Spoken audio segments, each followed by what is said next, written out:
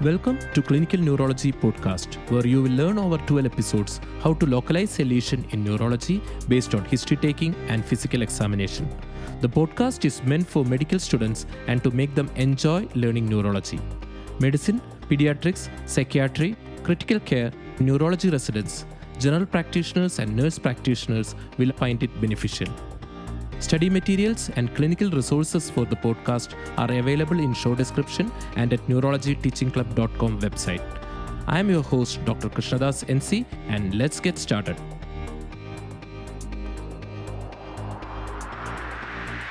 The adult spinal cord extends from the cervicomedullary junction at the upper border of the atlas vertebra to conus medullaris at the lower edge of the first lumbar vertebra.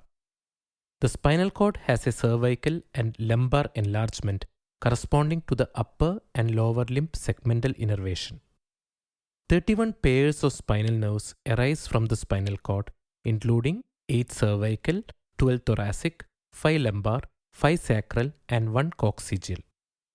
A spinal segment is the section of the spinal cord where the rootlets of a pair of spinal nerves are attached. At birth, the spinal cord lies at the L3 vertebral level. By 2 months, the spinal cord reaches the adult L1-L2 level. The spinal cord length is about 45 cm in an adult male. The average length of the vertebral column is about 70 cm. There is a difference between the vertebral level and spinal segmental level. The cervical vertebrae and spinal segments are roughly corresponding. To get the segmental level in the upper thoracic, we have to add 2 to the vertebral level. In the lower thoracic, we have to add 3 to the vertebral level to get the corresponding segmental level. The T9 to T11 vertebral level corresponds to lumbar spinal segments L1 to L5. T12 to L1 vertebral level corresponds to sacral spinal segments. The knowledge of this discrepancy between vertebral level and spinal level is essential for clinical localization. A patient with T8 vertebral collapse compressing the spinal cord will produce sensory level at T12, the corresponding spinal segmental level. L2 to S5 roots lie in the spinal canal below the L1 vertebra before they exit at the corresponding vertebral level. These roots form the cauda equina. A lesion involving cauda equina will produce asymmetrical motor sensory lower motor neuron syndrome. Please use the images on our website neurologyteachingclub.com or our Instagram or Facebook page of the Neurology Teaching Club while hearing the podcast and learning the topic. The spinal cord contains central gray, which has the cell bodies, and the outer white matter, which includes the long tracts. The inner gray matter is like an H or butterfly with 2 lateral columns joined by a transverse commissure. Each lateral column has a dorsal horn and ventral horn, which gives rise to corresponding roots. The Bell-Magendie law states that the ventral roots are motor and dorsal roots are sensory. The dorsal horn contains sensory neurons and ventral horn contains motor neurons. The ventral horn contains alpha motor neurons that innervate extrafusal striated skeletal muscles, the gamma motor neuron that innervate intrafusal muscle spindle fibers. There is also beta motor neurons that innervate both extrafusal and intrafusal fibers as well as the interneurons. The central canal of the spinal cord is in the center of the gray commissure and is lined by a single layer of endothelium. There is a small projecting lateral horn between the ventral and dorsal horn in the thoracolumbar region. It contains the intermediolateral gray column that extends from T1 to L2, gives rise to preganglionic sympathetic fibers. At S2, S3, S4, it contributes to the sacral portion of parasympathetic outflow. The gray matter consists of 10 Rexed laminae, the discussion of which is beyond the scope of this session. The outer white matter has a ventral median fissure and dorsal median sulcus, dividing the cord into 2 halves. The exit of motor rootlets forms a pair of ventrolateral sulcus, and the entry of sensory rootlets forms a pair of dorsolateral sulcus. Each half of white matter is divided into 3 funiculi. Dorsal funiculus. It is a portion of white matter between the dorsomedian and dorsolateral sulci. Lateral funiculus. It is the white matter between dorsolateral and ventrolateral sulci. The ventral funiculus. the white matter between ventrolateral sulcus and ventromedian fissure. They contain ascending and descending tracts. There are many ascending and descending tracts, but only 3 are essential from a localization point of view. We will confine our discussion to these 3 tracts: lateral corticospinal, posterior column, and lateral spinothalamic tract. Posterior column. The posterior column carries fine touch, vibration, and conscious joint position sense. Remember, the anterior spinothalamic tract carries crude touch and pressure, while the spinocerebellar tract carries unconscious proprioceptive information to the cerebellum. The unipolar first-order neurons lies in the dorsal root ganglia. It projects through the ipsilateral posterior column to reach the cervicomedullary junction. The fibers from the sacral area will be arranged most medially in the posterior column. The lumbar will be just lateral, followed by thoracic. The cervical fibers are lateral most, as they are the last to enter while going up. This arrangement of fibers in various tracts from medial to lateral has got clinical localization significance. The arrangement is logically based and there is no need to learn it by heart. The second order neurons lies in the cuneatus and gracilis nucleus at the cervicomedullary junction and projects to the opposite thalamus. The second order neuron immediately crosses over to the opposite side at the cervicomedullary junction as the sensory decussation. It ascends in the brainstem as the medial lemniscus to reach the thalamus. The third order neuron lies in the ventroposterior nucleus of thalamus and projects to the sensory cortex. Lesion of the posterior column will result in loss of vibration and joint position sense on the same side below the lesion. The other symptoms of posterior column involvement include Lermiti's sign. It is an electric shock-like sensation down the trunk or into the arms on sudden flexion of the neck. Paresthesia below the level on the same side. Glove and stocking-like paresthesia. A girdle or belt-like sensation. Sensory ataxia with positive Romberg test. And wash basin sign, which is an increase in swaying while closing eyes as while washing face. Lateral spinothalamic tract. The lateral spinothalamic tract carries pain and temperature sensation of the opposite side. The first order neuron in dorsal root ganglia pseudo-unipolar cells enters through the dorsal horn, ascends 1 to 2 segments and synapses with second order neuron in the substantia gelatinosa or nucleus proprius. The second order neuron crosses to the opposite side through the anterior commissure. It forms the lateral spinothalamic tract which ascends through the spinal cord and brainstem to reach the opposite thalamus. The fibers from the sacral area are arranged most laterally in the lateral spinothalamic tract, followed by lumbar, thoracic and cervical.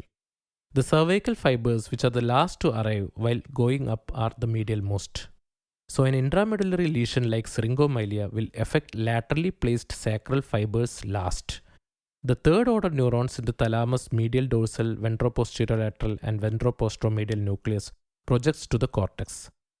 Lesion of the lateral spinothalamic tract will result in loss of pain and temperature in the opposite half of the body below the lesion level. It also produces tract pain or funicular pain, which is deep-seated ill-localizing pain. It is usually severe and difficult to characterize distant from the affected level. Lateral corticospinal tract. The lateral corticospinal tract carries the upper motor neuron fibers from the opposite motor cortex. It is formed by crossed over fibers from pyramidal decussation. The first fibers to get out is the cervical. They are medial so that it is convenient for them to get out. The cervical is followed by thoracic and lumbar. Sacral fibers, which are the last to get out, is arranged most laterally in the corticospinal tract. It's again based on convenience and is easy to remember. An extramedullary compressive lesion like cervical spondylosis will affect leg fibers more than the arm, as lateral leg fibers compressed before medial arm fibers. Lesions produce upper motor neuron findings below the lesion on the same side and lower motor neuron findings at the same level. The corticospinal tract inhibits anti-gravity muscles and facilitates the antagonist. Lesions of the corticospinal tract produce weakness of extensors more than flexors in the upper limb and flexors more than extensors in the lower limb. Rubrospinal and lateral reticulospinal tracts inhibit anti-gravity muscles like corticospinal tract. The vestibulospinal and medial reticulospinal facilitates anti-gravity muscles. The corticospinal tract lesion produce a distal more than proximal weakness as well. Spinal cord syndromes. Now we will see the various spinal cord clinical syndromes. Knowing these is essential to localize a lesion in the spinal cord based on history and clinical findings. Complete transection of the cord. The spinal cord is circumferentially damaged at a level. The classic example is transverse myelitis. Both lateral spinothalamic tract and posterior column are damaged bilaterally. All sensations lost below the lesion level on both sides. The patient will have lower motor neuron findings like wasting and absent reflexes at the lesion level. The patient will have upper motor neuron weakness with hypertonia, brisk reflexes, and upgoing plantar below the lesion level on both sides. There may be an acute spinal shock state where lower motor neuron findings occur transiently. Polysynaptic reflexes like bulbocavernosus are the first to restore after spinal shock. Bladder involved early along with constipation and erectile dysfunction. Hemicord transection or Brown-Sequard syndrome. One half of the spinal cord is damaged, usually with an extramedullary compressive lesion. The pain and temperature will be lost below the lesion on opposite side due to lateral spinothalamic tract involvement. The posterior column involvement results in loss of vibration and joint position sense on the same side below the lesion. Root pain is common. There will be lower motor neuron weakness on the same side at the level of the lesion. There will be upper motor neuron weakness below the lesion on the same side. Central cord syndrome. The spinal cord is damaged by a lesion starting from the center of the cord expanding outwards. Syringomyelia and intramedullary tumors like ependymoma are typical examples. The bladder fibers are located in the center of the cord and are involved early. The exception to this is syringomyelia, where bladder fibers are not involved early. After the bladder, the fibers involved are crossing over pain and temperature at that level in front of the central canal.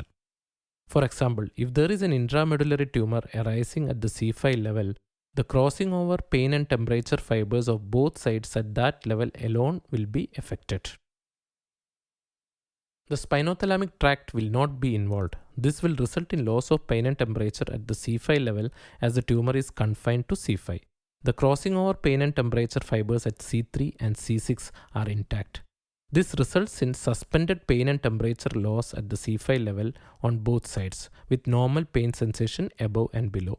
The suspended sensory loss is a classical feature of an intramedullary lesion.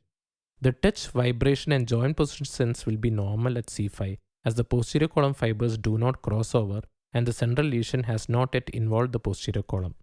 There is dissociated sensory loss with pain involved but not touch and vibration.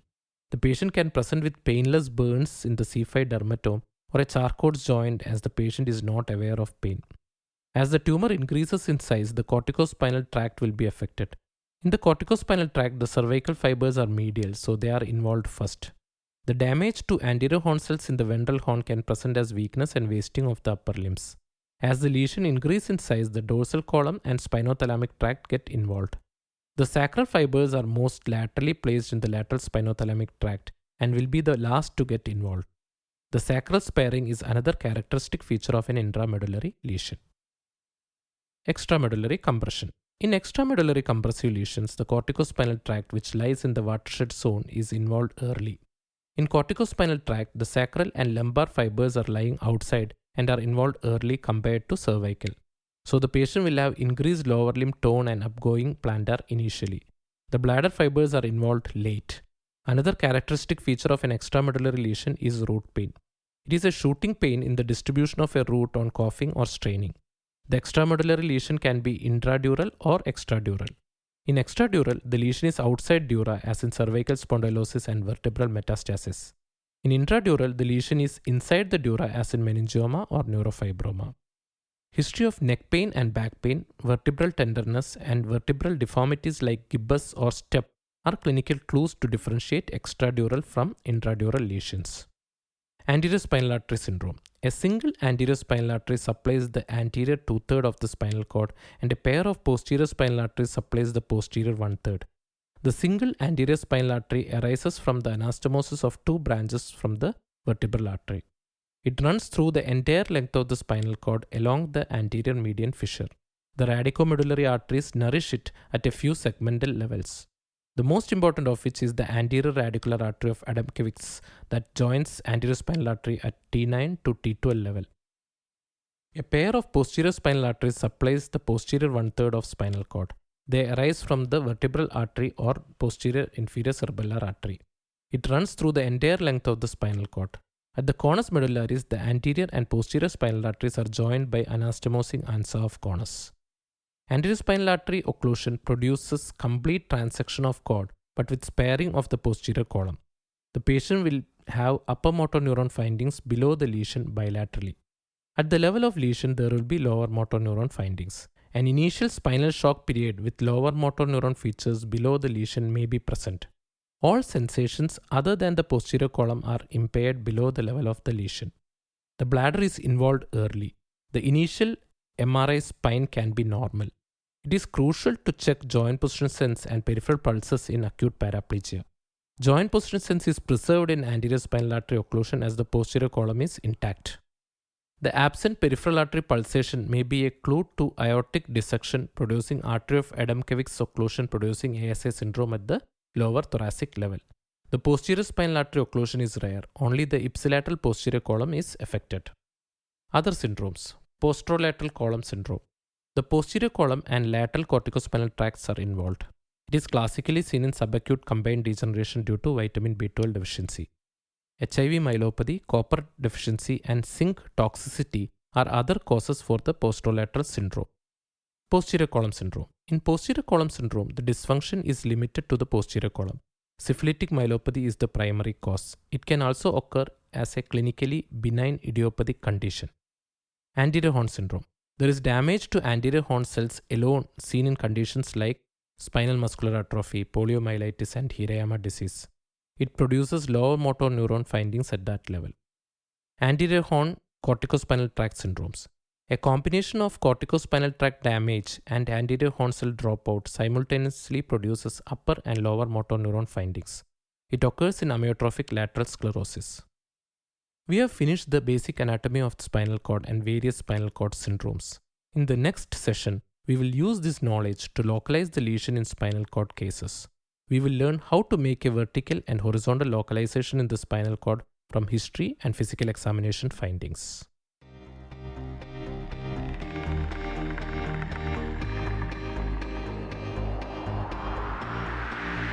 Thanks for listening to Clinical Neurology Podcast. Kindly subscribe and review if you found it useful.